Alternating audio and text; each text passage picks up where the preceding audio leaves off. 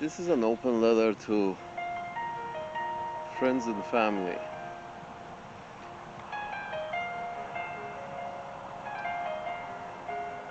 Imagine signing somebody up for a race without their knowledge. Now imagine, so basically, it would be a surprise for them that they have been signed up for a race. Now imagine, worse than that, signing somebody up for prison time as a surprise. Imagine you're in prison and then you have the authority to sign other people up to become your prison mates. Imagine you have that power. You're a prisoner and you have the power to sign other people up to join you in the slammer. Salutes. That's in short, that's what having kids is about. I feel those who sign other people up for a race without their consent, or or if there comes a day that some people, imprisoned people, have the right to sign a handful of people up to serve with them so they wouldn't be alone. That's what that's what having children feels like to me. It's it's very unfair. I think I don't know if I can go as far as saying that it's a sadistic act. So I'm sorry. I'm sorry. I'm going to be, so many people are going to be very mad, but it feels like having children is a sadistic act. It's sort of like you're in pain, so you want other people to join you in the pain. So you have children. Sort of like, I don't want to be alone in pain. If some other motherfucker I can create out of thin air, if I can create some other motherfuckers, a group of motherfuckers, as my children, they can join me in this shitty prison that is life. At least I won't be alone. Fuck them. Let them suffer too. That's kind of like having that's having children feels to me. I'm wrong. I'm probably wrong. I'm wrong often, but it's just it screams selfishness. It screams like I'm not having a good time, but let me see how many more people I can gather around me so we all would not have a good time together. It's the old saying, misery likes company. And you see, the more miserable the family, the more children usually they have. Economically miserable or socially miserable. Socially miserable means uneducated. Very uneducated, you know, shitholes of the world, they have a lot of kids. It's I'm sorry it is that way, but it is what it is. Or rich people have fewer kids and poor people have more kids. It's it's the ideal misery likes company. But joy doesn't require company. Salute. Joy doesn't require company. Misery does. So, poor people who are living in misery and they don't mind having more and more kids, you know, to share their misery with. You have the religious folks who, in my view, really religious folks of all religions, the Orthodox religious people are very miserable people. I'm sorry. In general, very religious people are very miserable people. They have a miserable existence. I'm not saying they are miserable. I think they have a very miserable existence. And I guess that justifies bringing more, misery likes company, so that justifies them, and somehow they justify having more kids. Religiously, in their books, in their old books, they will find things between the lines. Sometimes they read the lines in these old religious texts. Sometimes they read the lines, sometimes they read between the lines. So, and you never really, they can justify anything and they can nullify anything. It's just because interpretation is that. It's sometimes interpretation, you read the line, you have to read the line, but sometimes they tell you that, no, no, no, you have to read between the lines. that again is the situation with the constitution uh, of Uncle Sam's business. With regards to the constitution, again, some read the line, some read between the line, and who's to say not reading between the line is better than reading the line, because the text is 100 and 250 years old. Be it a religious text or be it the Constitution, it's 250 years old. It's a manual for you know a horse buggy. You don't, just like you don't use the manual of a horse buggy when you're driving around in a Tesla, thank God. But just like you don't do that, you don't try to run a modern society based on a 2,000-year-old text, which again, some read the line, some read between the line, and they're both apparently right.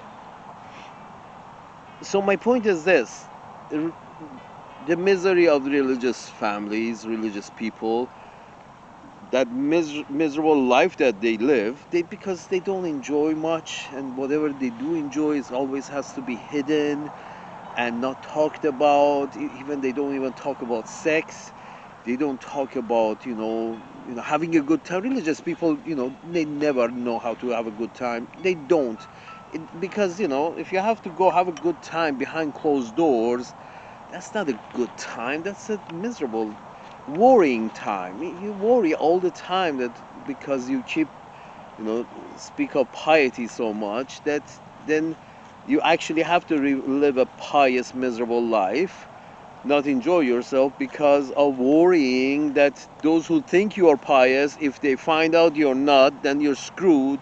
Your whole business is up in the air. So even if you do step out of line often as a religious person, you still have to hide a lot, which makes it not an enjoyable experience. So my point is this: poor people have a lot of kids, religious people have a lot of kids. Any miserable person, whether self-inflicted or socially inflicted, self-inflicted misery is religious, and social inflicted misery is basically um, poverty. Whatever it is, the reason for the misery, it ends up resulting into adults considering to have more kids, because why don't you want to add more to the misery? Misery likes company. It's a very interesting concept. So my point is this: and it's sadistic. I think that is sadistic. If you're miserable, okay, live and die in your misery. You shouldn't try to create more company. That's just sadistic. Rich people having more kids. First of all, this social, you know, division, social disparities, the income disparity, the difference in income in the society is too much. Has become a lot all around the world, especially in the Western Hemisphere. The white-run countries, they have so much resentment from the lower caste of the economic caste of the society, and its resentment is showing itself a lot. Although the so-called journalists are not, uh, you know, showing it much. Just not to inflame more. So I guess that justifies that. My point is something else. My point is bringing kids to this world is a little sadistic. You know, you know, you're not enjoying yourself. Very few people are. Very wealthy people may be enjoying themselves, but the wealth that should have been passed down many generations ago. Only those people enjoy life because they don't even have to worry about not having money, because not having money is just not in their vocabulary. So very old money, except them, nobody else enjoys living on planet Earth. I mean, we are talking about you have a few minutes of enjoyment per 24 hours of the day. A few minutes of enjoyment between work and responsibility and work and responsibility and work and responsibility. Uh, Executing your tasks as a member of society, and those few minutes that remains that you enjoy yourself, really enjoy, those are comes by few minutes a day, half an hour a day, 15 minutes a day. That's and such person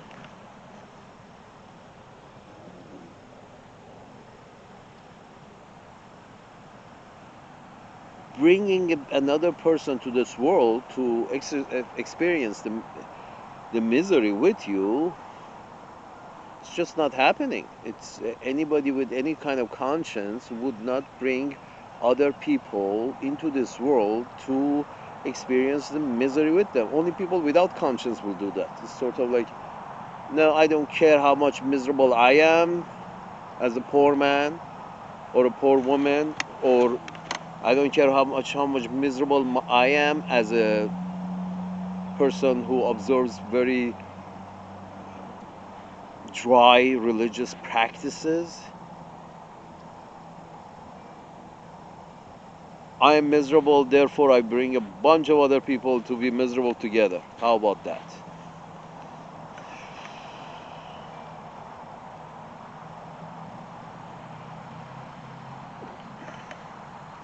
At least old money people have at least you can say when they have children, is not based on sadistic tendencies. They're having an enjoyable time, and they bring a few other people in the world to also enjoy the time with them.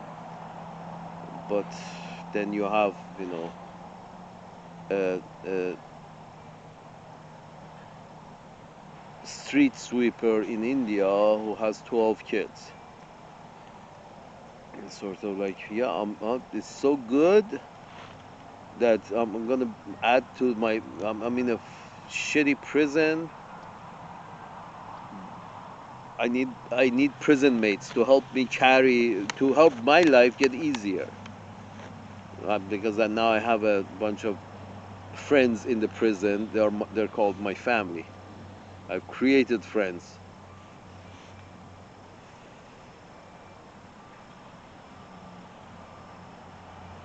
And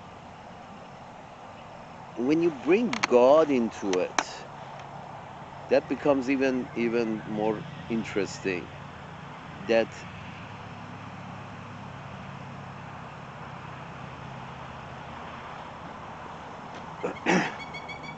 you try to say that here is there is this guy. He has a channel on YouTube that he's got this manatee shrimp in a aquarium, in a fish tank. He's got this manatee shrimp. It's all the shrimp is all around alone by itself.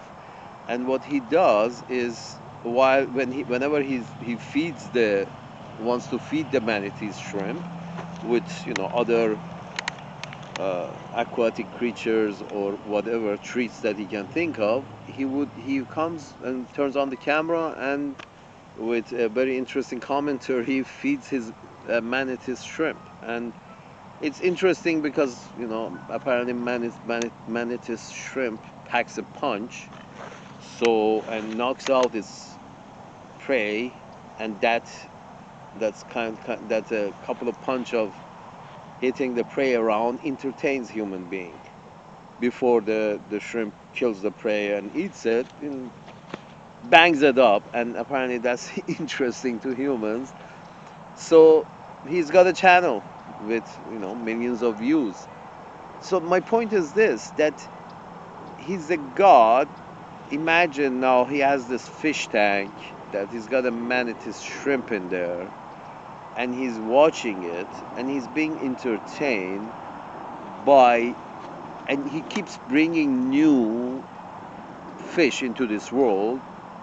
Imagine in the same tank he's got a bunch of fish available that this manatee shrimp can catch and eat at any time he wants. And those fish are so many of them that the manatee shrimp can eat as much as he wants, and the population of the fish will keep up with the demands of the manatee shrimp. Imagine that sort of scenario, that you own a fish tank, and no matter how miserable the life of the creatures in the tank is, you still want it to continue.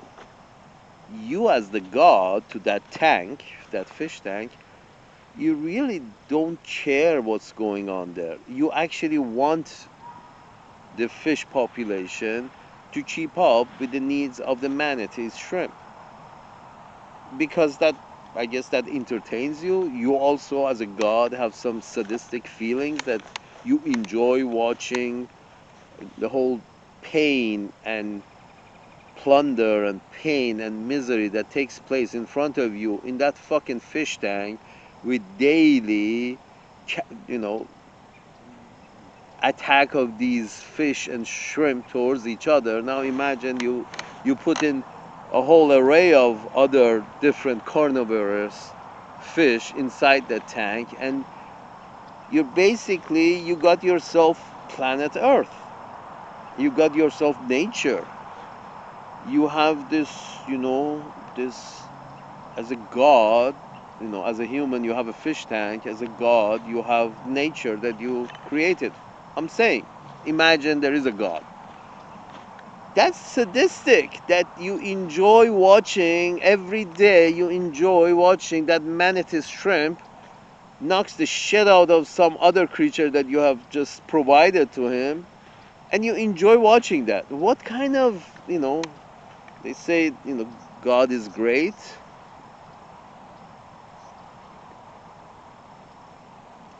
How many great people do you know that are happy with daily witnessing violence and murder and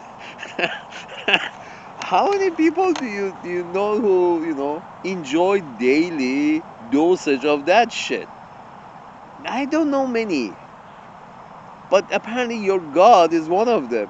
Imagine those people who believe in God. Imagine your God is the one in a million who enjoys all the tragedy and all the drama that is nature, that is humans and animals and their interactions with each other, and the humans their interactions with each other. And this shit that is happening is in my view, is to believe that I hope there is no God, because if there is a God, this motherfucker is crazy.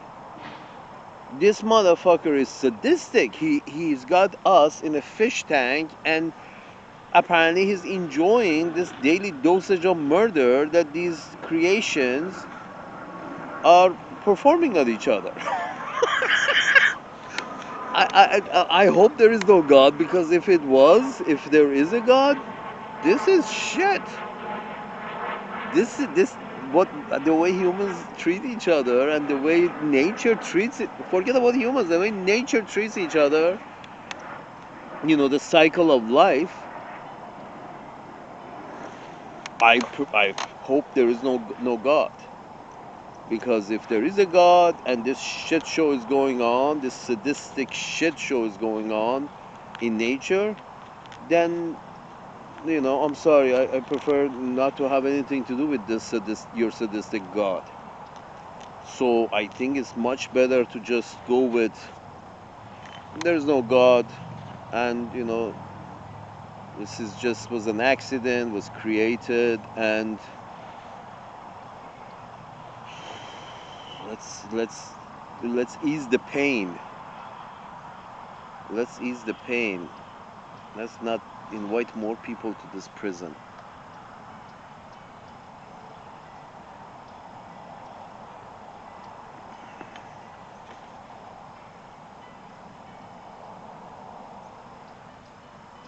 Children.